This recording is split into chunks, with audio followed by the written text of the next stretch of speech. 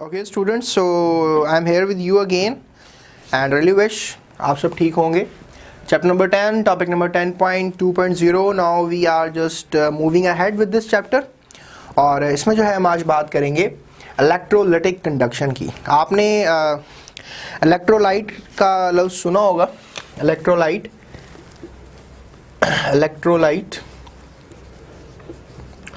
Electrolyte basically बेटे ये होता है कि एनी लिक्विड, ठीक है, any liquid which can conduct electricity. ठीक है, याद रखिएगा. और करंट को फिजिक्स के मायनों में देखा जाता है कि जो इलेक्ट्रॉन्स होते हैं ना, अगर वो ट्रैवल करते हैं एनर्जी लेकर, उसे करंट कहते हैं. The flow of charges is called current. तो इलेक्ट्रोलाइट भी कह लें कि एक ऐसा सब्सटेंस है जो यह मिक्सचर है जो है बिजली का कंडक्टर होता है. राइट. कैटेगरी, तीन कैटेगरीज हैं इसकी. Strong, weak and non.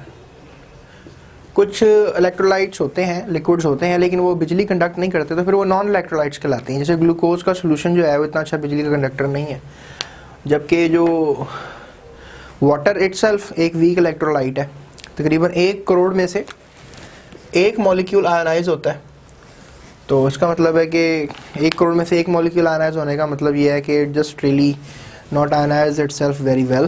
तो इतना अच्छा वो बिजली का कंडक्टर नहीं होता. ये बात मैं आपको समझाता हूँ थोड़ी देर में. और स्ट्रॉन्ग इलेक्ट्रोलाइट का मतलब है कि जैसे कि आपने जो है पढ़ा हुआ है कि जो होते हैं मेटल्स होते हैं उनमें फ्री इलेक्ट्रॉन्स होते हैं. मेटालिक थ्योरी आपने पढ़ी हुई है. तो फ्री इलेक्ट्रॉन्स की वजह से यू कैन से दैट कि वो बिजली के अच्छे कंडक्टर्स होते हैं. गोल्ड बड़ा अच्छा कंडक्टर है, आयरन भी कंडक्ट कर लेता है बिजली को, कॉपर कंडक्टर है, सिल्वर कंडक्टर है. तो that is called metallic conduction. ठीक है, that is my first topic. That is called metallic conduction. कि अगर फॉर एग्जांपल मेटल में से करंट पास कर रहा है. इलेक्ट्रोलाइट जो हैं वो सोल्यूशन की फॉर्म में भी आपको नज़र आते हैं और फ्यूज फॉर्म में भी आपको ऑब्जर्व कर सकते हैं उनको. अगर जैसे फॉर एग्जांपल कोई सॉल्ट है, जैसे घर में पड़ा हुआ नमक है, अगर आपने उनको वाटर में डाल दिया है तो that is a kind of solution. ठीक है, और ये अच्छा एक बिजली का कंडक्टर होगा, मौसल होगा. और फॉर एग्जांपल अगर आपके पास NaCl है और आपने इसको हीट किया है, NaCl को, उसमें पानी नहीं है अब, और NaCl पिघल गया है, तो इसे कहते हैं फ्यूज फॉर्म ऑफ NaCl. अगर NaCl पिघल जाए that is called fuse form of NaCl. तो फिर फ्यूज फॉर्म ऑफ NaCl जो है वो भी एक मज़े की बात है कि कंडक्टर होता है. याद रखिएगा, सॉल्ट कंडक्टर नहीं होता जब वो अपनी सॉलिड स्टेट में होता है, लैटिस स्टेट में होता है. लेकिन जब वो फ्यूज़ हो जाता है, जब वो आयंस की शक्ल इख्तियार कर लेता है फ्यूज़ होके, तो उसे हम कह देते हैं कि वो बिजली का कंडक्टर है. अब जो कॉन्सेप्ट है जो मैं आपको डिलीवर करना चाह रहा हूँ इस टॉपिक में कि इलेक्ट्रोलाइटिक कंडक्शन में कॉन्सेप्ट क्या है. बेटे कॉन्सेप्ट ये है कि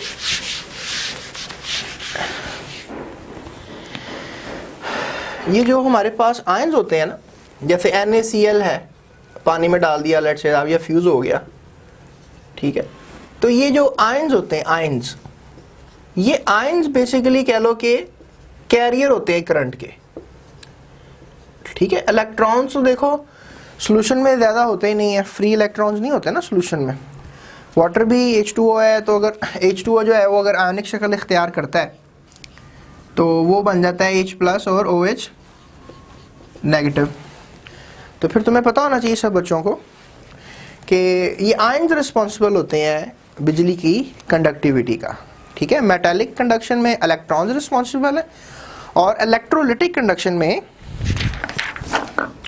जो है वो क्या रिस्पॉन्सिबल हैं, आयंस रिस्पॉन्सिबल हैं बिजली को कंडक्ट करवाने के लिए. और पानी मतलब लिक्विड फॉर्म में भी आयंस हैं. अगर फ्यूज फॉर्म में, अगर फॉर एग्जांपल NaCl, मैंने तुम्हें कहा कि NaCl है, ठीक है, तो NaCl को तुम उसमें पानी में मत डालो, उसको फ्यूज कर लो. यानी you just try to make it a fused form, you just melt that NaCl in any kind of cylinder. But it's a quite difficult task. आपने देखा होगा ये छलियाँ भूनने वाले होते हैं, ये नमक को ही हीट दे रहे होते हैं, तो नमक तो नहीं पिघलता. नमक is not easily a kind of compound जो easily melt नहीं करता है. तो राउंड अबाउट जहाँ तक मैंने पढ़ा हुआ है 801 डिग्री रिक्वायर्ड है अगर आपने नमक को पिघलाना है. तो आप 800 डिग्री पहले क्रिएट करें, फिर वो पिघलेगा, तो फिर उसमें करंट लगाएं, तो फिर हो सकता है कि वो बिजली का कंडक्टर अच्छा बने. और आपको बल्कि हो क्या सकता है, ऐसा है कि जब भी एक सॉल्ट फ्यूज़ हो जाता है तो फिर वो बिजली का कंडक्टर हो जाता है. जैसे बुक में दिया हुआ है कि जो लेड ब्रोमाइड है PbBr, ठीक है, वो जो है ठंडा होने पे दोबारा लेड ब्रोमाइड की शक्ल इख्तियार कर लेगा. तो PbR+2 होता है, ब्रोमीन जो है वो -1 होता है, ठीक है. तो 2 ब्रोमीन के आयन बनेंगे. तो ये देखें, अब ये आयन्स बन गए हैं ना, तो ये फ्यूज फॉर्म हो गई है लेड ब्रोमाइड की. तो ये फ्यूज फॉर्म जो है ये रिस्पॉन्सिबल है बिजली को कंडक्ट करवाने की.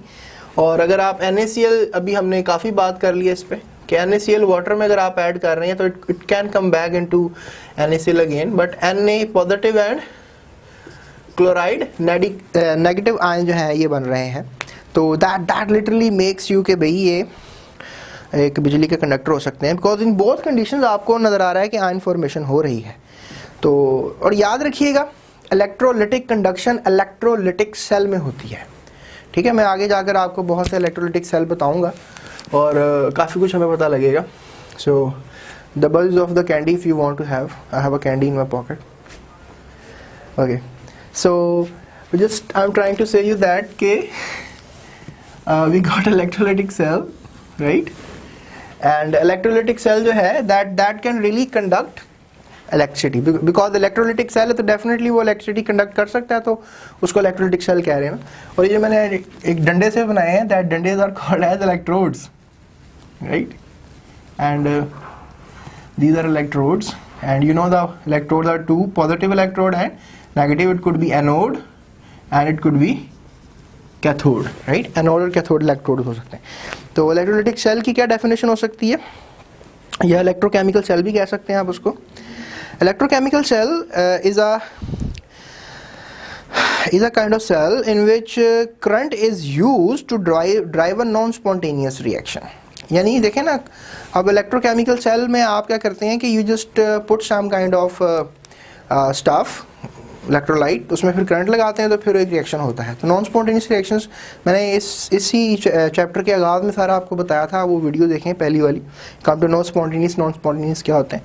तो नॉन स्पॉन्टेनियस समथिंग लाइक के भी they just really want something for their happening. जैसे करंट लगाओगे तो फिर वो रिएक्शंस होंगे. तो इलेक्ट्रोकेमिकल सेल के अंदर जो है रिएक्शंस उस वक्त होंगे जब आप करंट लगा दोगे. और मैं एक और चीज़ आपको इसमें बताता चलूँ, इलेक्ट्रोकेमिकल सेल की मैंने आपको डेफिनेशन बता दी है इसमें, ठीक है. और इसमें अब जो हम आखिरी बात करते हैं इलेक्ट्रोलिसिस की. लफ्ज़ कोई समझ लें, मुश्किल नहीं है. इलेक्ट्रो बिजली को कहते हैं, लाइसिस टूटने को कहते हैं, ठीक है. Lysis mean break down and electro mean current, बिजली. तो अगर बिजली की वजह से आप किसी कंपाउंड को चेंज कर देते हैं, तोड़ देते हैं, या कोई चेंजिंग्स ब्रिंग इन कर लेते हैं, जैसे आपने प्रीवियस क्लास में या छोटी क्लासों में पढ़ा होगा कि जो वाटर मॉलिक्यूल है अगर इसको बिजली लगाई जाए तो फिर इसकी इलेक्ट्रोलिसिस हो सकती है, ठीक है. और ये हाइड्रोजन गैस में 2 रेशो और ऑक्सीजन गैस में 1 रेशो कन्वर्ट हो सकता है. देखें, अगर वैसे आप पानी को गर्म करेंगे तो आपको पता है ना कि वो तो भाप बन के उड़ के चला जाएगा, हवा में बादल बन जाएगा, फिर वापस कंडेंस होके पानी बन के वापस आ जाएगा. लेकिन अगर आप बिजली लगा देंगे तो फिर पानी रहेगा ही नहीं, it will just break out into hydrogen gas and oxygen gas. तो आई रियली विश आपको कुछ समझ में आ रही है. आपका मेंटल लेवल एजुकेशन से कुछ सीख रहा है, एजुकेशन सीख रहा है. इलेक्ट्रोकेमिकल सेल्स, बहुत से सेल्स हैं इलेक्ट्रोकेमिकल सेल्स. इसमें इलेक्ट्रोकेमिकल सेल्स में मैं आपको 2-3 एग्जांपल दे देता हूँ. नेल्सन सेल, ये नेल्सन सेल जो है ये कास्टिक सोडा बनाने के लिए इस्तेमाल होता है. इसका आगे टॉपिक में जिक्र है तो बात करेंगे. डाउन सेल आपने सुना होगा, डाउन, नेल्सन और डाउन दोनों साइंसदान थे. तो डाउन सेल, इसमें हम सोडियम क्लोराइड को फ्यूज़ करेंगे, यानी ये ऐसा सेल है जिसमें बिजली की मदद से फ्यूज़ किया जाएगा नमक को, और ये ऐसा सेल है जो कि एक्व सोल्यूशन होगा नमक का, और उसको बिजली लगाकर उसकी प्रोडक्टिविटी हासिल की जाएगी। नेल्सन सेल में नमक को पानी में डाला जाएगा, उसको ब्राइन कहते हैं सोल्यूशन को, तो वो ब्राइन को फिर हम बिजली लगाएंगे। और डाउन सेल के अंदर हम सॉल्ट NaCl डालेंगे और फिर उसको हम मेल्ट करके उसमें से क्लोरीन गैस और सोडियम मेटल हासिल करेंगे। तो ये चीज़ें आपको पता होनी चाहिए, ठीक है। अब नेक्स्ट टॉपिक है हमारा इलेक्ट्रोकेमिकल सेल्स, ठीक है। तो इस पर हम बात करेंगे in my next lecture, and I really wish कि आप मेरे साथ कैरी ऑन करेंगे। Thank you so much.